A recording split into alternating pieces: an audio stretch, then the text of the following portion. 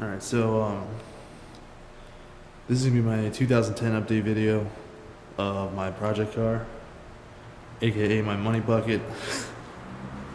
It's all good fun though. Honestly, not a whole lot has changed in terms of anything major on this car. It's been actually a lot of smaller things, which is sort of a good thing because most of the major stuff that I wanted to do has been completed.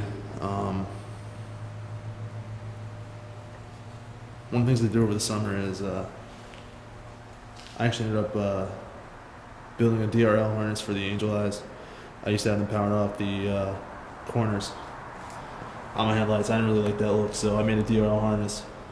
They come on automatically now when I turn the car on, and they'll actually stay on for like 5 seconds after I turn it off, which is kind of cool. It was a little small mod, but it does make a big difference. In terms of performance, I added a Conforti cold air intake, and I also I used a Conforti chip tune software to get a little more performance out of the engine. It's not really noticeable per se, but I definitely feel it more in the mid-range, and that's where this car needed it. It's just, I think it's a more refined BMW factory fuel map than anything else. So we're not talking huge performance, but definitely you can feel it. The car feels a little more alive. So it was worth it, plus it's reversible, which is nice. It actually saved my factory tune, so if I ever wanted to go back or I was having problems, I wouldn't have an issue doing that. So it's a good piece of equipment. I'll pop the hood in a second here. Alright, so I popped the hood. That's a Conforti intake. It's a carbon fiber intake tube. The heat shield is actually perfectly molded, and that's obviously done on purpose. This thing actually acts as a splash shield and a heat shield, so it's dual purpose. Don't have to worry about sucking water in through the intake cone. This is an ITG foam filter. It came with a kit. Some people say that it doesn't flow as well as a paper filter like a Canon would, but honestly, I don't think it makes that much of a difference. I had a Racing Dynamics strut brace. That made a huge difference with the front handling. It tightened everything up a lot. And even though it was, $250, and I guess you can consider that to be costly, overall, not so much.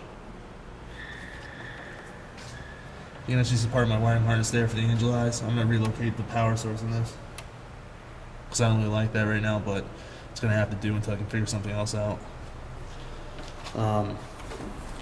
Close the hood here. I also, with the Shadowliner, I used to have those chrome grills on the front, so I blacked them out with DDM Shadowline grills. They were $40, and then I also blacked out the trim on the windows with Shadowline vinyl from BMWShadowlineVinyl.com. It's $26 mod. Did the job right. A lot cheaper than buying the Shadowline pieces. I did them both on the outside and these little strips on the inside of the door. In terms of interior work, I no longer have the wood, which was popular on this car. I used a Neppy wrap, which is, I want to say it's a carbon fiber imitation vinyl. But it's really not per se. It actually has this very similar look and feel to the dry carbon in the E92 M3. I did the center console, did the shifter knob. You can't really see that. Did all the trim pieces around the car. I also upgraded the interior lighting to LEDs. And over spring break, I had the windows tinted very slightly. It's actually 35%. I don't want to deal with going with illegal tints because I know I'll be the guy that gets pulled over and has to have them removed. I don't want to do it. Otherwise, it'd be a waste of money. But in terms of upcoming stuff I'm going to do to this car, the impact strips on the side, I went silver when I did a lot of body work on this car 2 years ago. I'm going to go back to black because right now I feel there's too much silver on this car. I know it sounds ridiculous, but I'm actually going to use the Shadowline vinyl that I used on my window trim on these pieces, because if I don't like the look, I can reverse it without having to worry about painting or anything like that. I'm also looking at adding the Vorsteiner front splitters,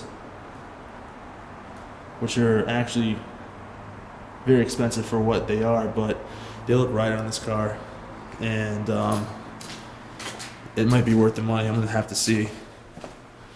And I'm also going to probably add the carbon fiber diffuser in the back, and if I don't go carbon fiber, I might just black it out. like the rest of this trim on the car. I'm just feeling there's too much silver right now, and I kind of want to darken it up a little bit. And depending on how much money I make this summer, I'm in school right now, so my funds are pretty much limited. Once summer comes around, there's a strong possibility I might have a new set of wheels. I like the Bayerns. They look good on this car, but I think it's time for a new look. So I might be looking at Linea Corsa LMs. Those would be a nice wheel. But that's up in the air right now. It just, like I said, depends on how much money I make. Depends on how hard I work. But it's a possibility. I would like them. I'll still keep these, but to have a second set of wheels would be nice, I suppose. It actually sounds a little selfish, but I figure if you work hard for it, you might as well just go for it. I don't really have any other expenses right now because I'm still in school, so this right here is where all my money goes. If you have any questions, contact me on YouTube. I have a Cardamom page. I'll post a link for you to check it out there, and I'll keep you up to date on mods and stuff as I get along to them. I'm busy these days, so if I do something, you probably won't see or hear anything about it for a while, but eventually I'll get to it. Thank you for watching. Please rate and subscribe. Comment. Let me know what your opinion is. Negative or positive, it doesn't really matter. I take them all into account. So, yeah, just let me know what you think.